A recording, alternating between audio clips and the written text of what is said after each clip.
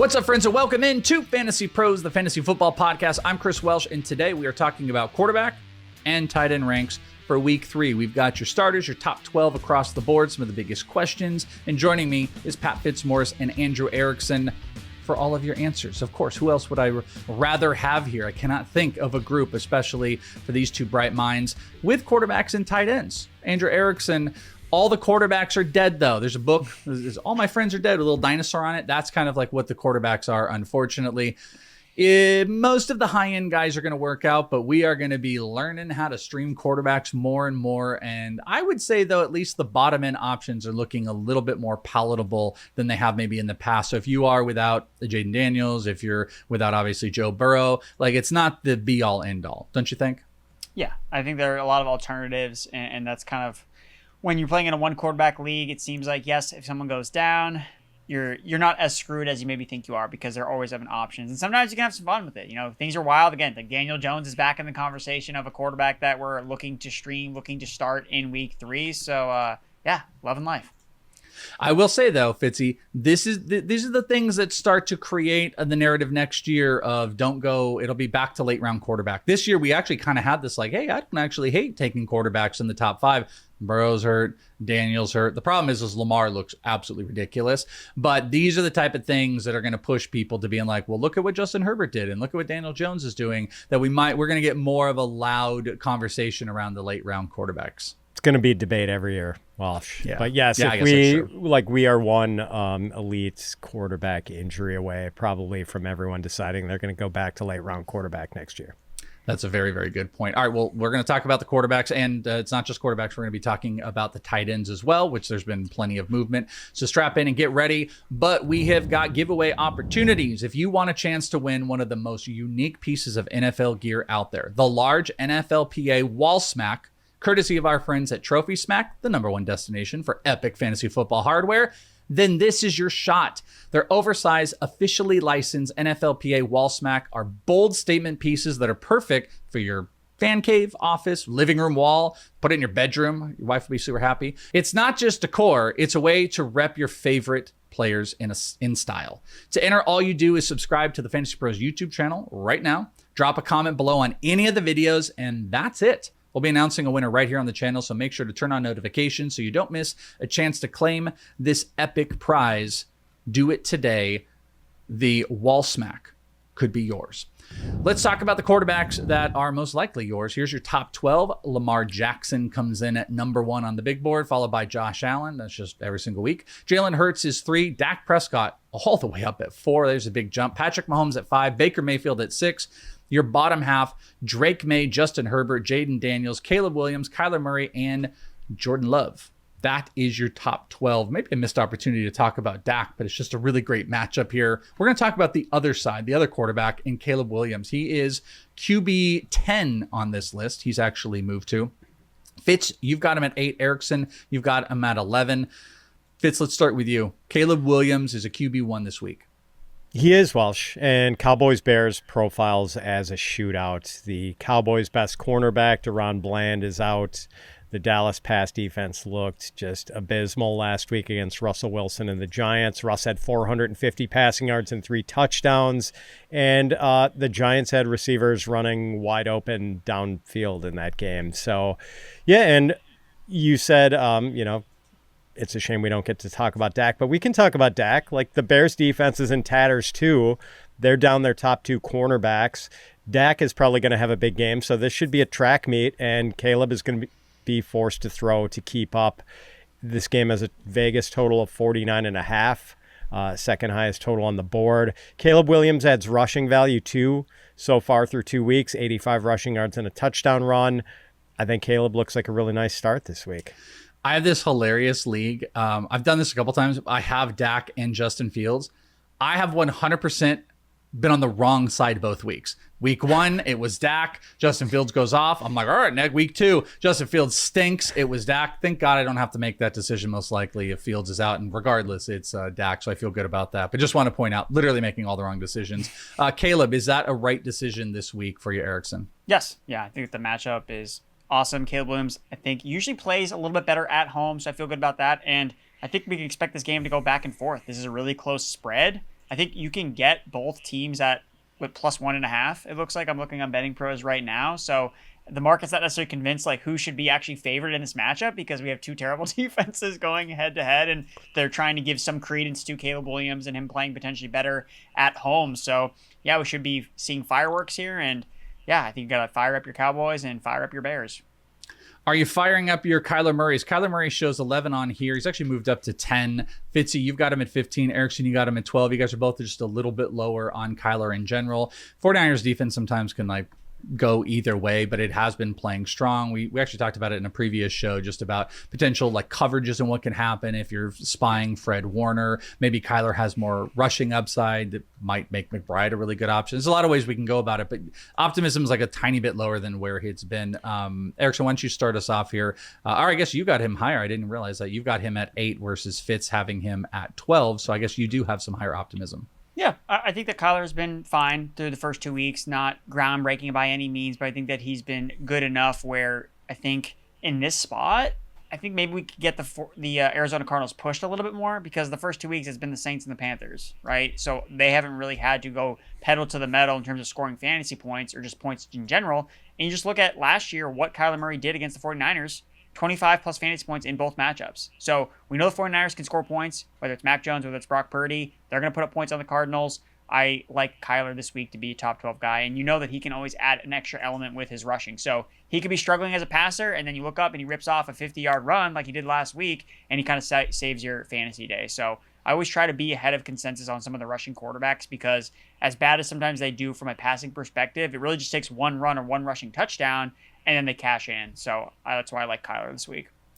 Fitz, you got him at 12, so still starting quarterback.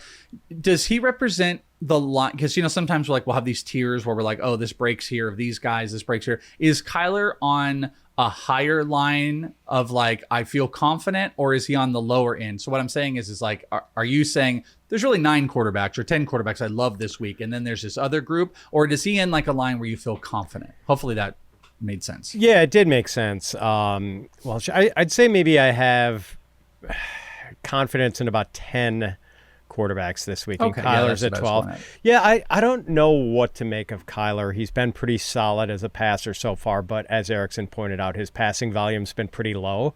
Just 38 pass attempts through his first 2 games, and that was largely because the Cardinals held a lead for much of their first 2 games, first against the Saints, then against the Panthers. But on the other hand, I don't think the Cardinals really want to cut it loose with a pass-heavy attack. And Kyler obviously does add some rushing value, but a road matchup against the 49ers is not going to be easy. The 49ers pass D, they're 7th in DVOA right now, although in fairness, they've only faced Sam Darnold and Spencer Rattler so far. So I'm kind of on the fence with this matchup. I see Kyler as, like a low-end quarterback 1 option, but I feel like this game could go either way for him. Good game or a poor game. Neither result would really shock me. Well, this will be interesting because the last quarterback we're going to talk about here is a guy that did not make the ECR top 12. He's ECR 14. You guys are on opposite ends. It's Daniel Jones. Erickson has got him at QB 20. But Fitz, you were saying you're on the fence about Kyler Murray. You got Daniel Jones at quarterback 11. 1 spot higher than Kyler Murray this week. So you are a Daniel Jones over Kyler. So why don't we start with you on DJ? Yeah, this is great. I sort of cast out on Daniel Jones when we did our waiver show earlier in the week, and I took some heat in the YouTube comments from some people who apparently think Daniel Jones is the second coming of Andrew Luck for the Colts. So now I'm above consensus on Jones in the weekly rankings. Erickson is far, far below consensus, so all the Daniel Jones fans can get off my case and go after Erickson. Thanks, Erickson. Yeah, Erickson, you're treating him like, we'll let Fitzy keep going, but you're treating him like the Shia LaBeouf Indiana Jones and not the Harrison Ford Indiana Jones is what you've got him, which by the way is like an A+ nickname. But sorry, Fitz, I can tell you still wanted to keep going. Yeah, I mean, I do think Daniel Jones probably turns back into a pumpkin at some point, but he has played well so far. He has 3 touchdown runs. The Colts are just letting him plunge into the end zone at the goal line rather than hand it to Jonathan Taylor. I think the key for Jones so far has been his protection. Like the Colts offensive line has been terrific. They have a lot of pressure rate of under 10% so far. Like, there's no way the pressure rate is going to stay that low all season. But it shows Jones is getting really good protection, and, he can hit open receivers when he gets time. Not an Indiana Jones fan, Erickson. Let's hear it. I like Indiana Jones. It was one of my favorite movies growing up to watch. I meant this one. It's like the best, hand up. It's like the best nickname. Like, he deserves it. The reason I'm down on Jones this week is I think this is a tougher matchup for him. This is the first time we're going to see the Colts play on the road all season. So that's a change in situation. He's not playing in the RCA Dome in Indianapolis anymore, or whatever it's called. And the Titans, the first 2 weeks, I think their defense has been really underrated. They're a bottom 5 defense in terms of fantasy points allowed per game to quarterbacks. They faced Bo Nix, who was QB 27, despite the Titans playing on the road. And they faced Matthew Stafford with 2 top-tier receivers, and he was QB 19. So we haven't seen this Titans defense give up a top 15 performance yet this season. And if Daniel Jones doesn't score a rushing touchdown, then I think that he's going to fall short. So again, he scored 3 rushing touchdowns. Like, that's great when you're a mobile quarterback, but if they don't get a chance at the 1-yard line and he doesn't plunge it in for a rushing score, then I think that he's going to leave some fantasy managers wanting more from his performance in his first road game. So I just want to see him perform on the road. I think that's fine. I think there are other quarterbacks that you could go to this week that I'd rather start than just going out on a limb being, or assuming that the production is just going to carry over when the Colts hit the road. FantasyBros.com/rankings if you want to check out all those other quarterbacks. And as things move, they literally move during the show. Like Caleb and Kyler are moving different from what we talked about. So go and check those out for yourself. Let's go talk about tight ends. Top 12 tight ends for the week. Looking at the big board starts with Trey McBride against the San Francisco 49ers. Brock Bowers, Tucker Kraft, Tyler Warren, Sam Laporta with Travis Kelce. That's your top 6. Juwan Johnson, number 7. Zach Ertz at 8. Kyle Pitts at 9. TJ Hawkinson, Jake Ferguson, and Mark Andrews. Juwan Johnson coming in at 7. You guys are both actually lower than consensus. He's not, I think he's like number 1 in tight end target share, number 2 in targets as far as the tight end goes, like top 20 in the league. He's getting a bunch of them. Erickson, you've got, it's still optimism. You're like right there. Fitzy's a little bit lower. You guys have him as tight end 1. So, picking nits and stuff. Erickson, what is your take on Juwan Johnson this week? So as I'm watching the Saints 49ers game, I see Juwan Johnson drop 2 passes. I know. And in my mind, I'm hearing Fitz, Erickson, I told you so. Juwan Johnson's not good. And I'm thinking to myself, oh, he's so right. But then it just gets more targets. He actually does make a nice catch in the end zone for a touchdown. So I get that Juwan Johnson's probably not a superstar in the making, but when you're a tight end and you see double-digit targets every single week, it's just, you have to be really, really bad to not produce at some level. So that's why Juwan Johnson, just given the tight end position and where we're at, he's seeing too much volume to ignore. He's number 1 in expected fantasy points per game through 2 weeks. So he's getting the best tight end usage you could ask for because he's playing every single snap, 96% snap rate last week, and he's also facing a defense that has given up the most fantasy points to tight ends this season. So I get that Johnson may not be the best tight end in the NFL, Fitz. I think I agree with you on that, but everything else is working in his favor, so you just got to play him in fantasy. Well, Fitzy's got him at 11, so you're acknowledging he's a tight end 1 at least as a starter. So what's your any rebuttals on Juwan Johnson? No, I mean, Erickson and I are in lockstep here. It's not, on talent, he's not a tight end 1. On usage, he is a tight end 1. And, I'm not buying that he's a must start. Like, the best season Juwan Johnson has ever had in the NFL was 2022. When he had 42 catches for 508 yards and 7 touchdowns. The Saints quarterbacks that year were Andy Dalton and Jameis Winston. And Juwan Johnson had a 13.2% target share that year. He's more than double that right now, 26.7% target share. And the law of gravity is going to take that target share down eventually. But right now, the targets are there. And even though those targets are coming from Spencer Rattler, I mean, Juwan Johnson is still producing. This feels fragile to me. It feels very fragile. The big question is those target share, when it comes down, is it come down to a nothing burger or is it still palatable? But tight ends are kind of volatile. We're kind of talking about them. One thing to point out, eventually Foster Moreau comes back for the Saints and maybe, not that Foster Moreau is any sort of colossus at tight end either, but he's probably going to steal some snaps and targets from Juwan Johnson. And then, maybe late in the season, Taysom Hill comes back. I kind of doubt it. That was a pretty severe injury late last season. But, there are some storm clouds maybe off on the horizon here. Or if Tyler Shuck takes over at quarterback. Or I think Tyler that would Shuck actually takes be over. it's over for Juwan Johnson. These ridiculous names. You guys are throwing out Tyler Shuck and Foster Moreau. Get out of here. I don't want to hear any of this. We're already talking about tight ends, guys. We already said Dak is going to be quarterback 4 this week, and there's a benefit to Jake Ferguson. He comes in at 11 on consensus, but both of you guys have him higher. Fitz, you have him at 7. Erickson, you've got him at 9. Let's just do a quick hit on Ferguson. This has easily got to be attached to the defensive matchup and Dak. If you're going to have Dak at 4 at quarterback, you're probably going to have Ferguson eating a little bit.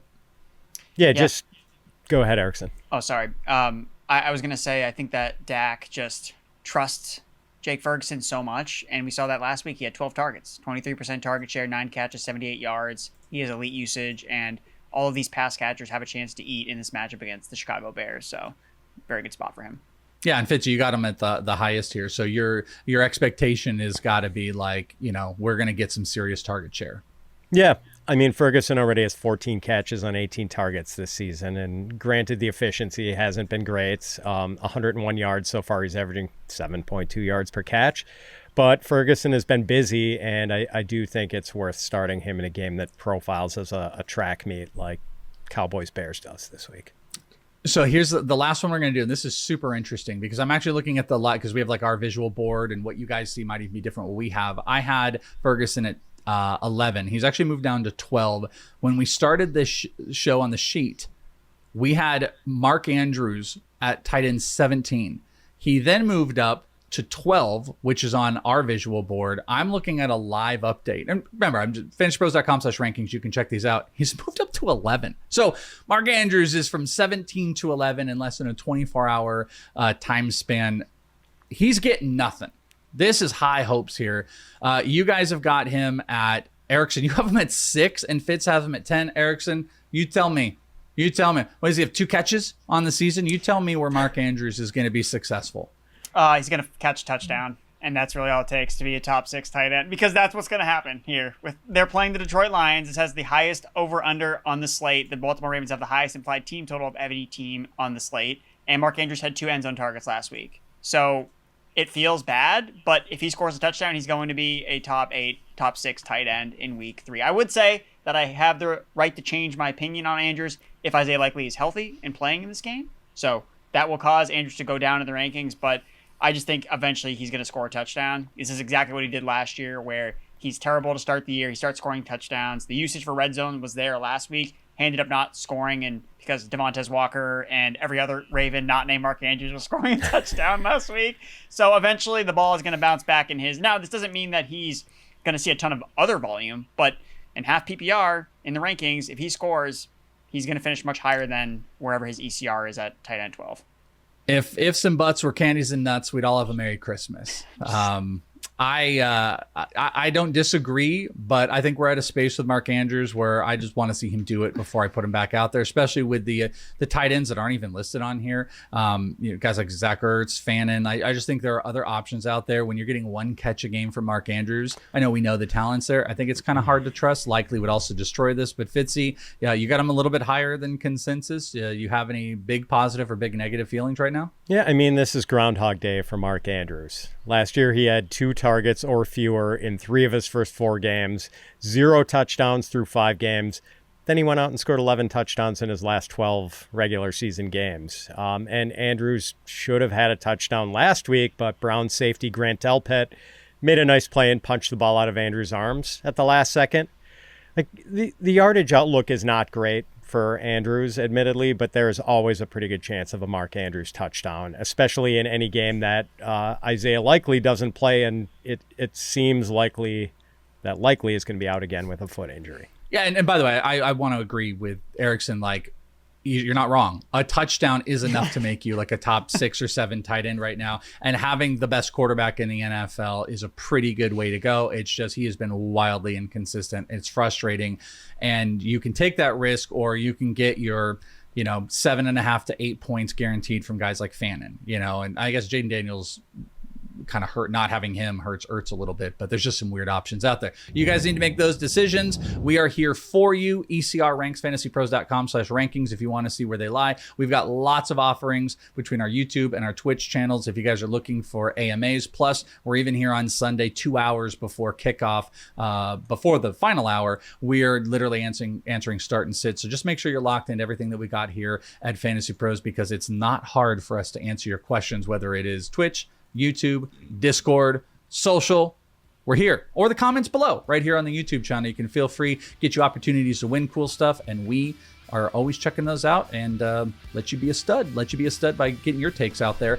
That's going to do it. Quarterbacks and tight end ranks are in the books here for week 3. For Pat Fitzmaurice and Andrew Erickson, I'm Chris Welsh. Thank you guys for hanging out with us. Good luck, and we'll talk to you next week right here on Fantasy Pros.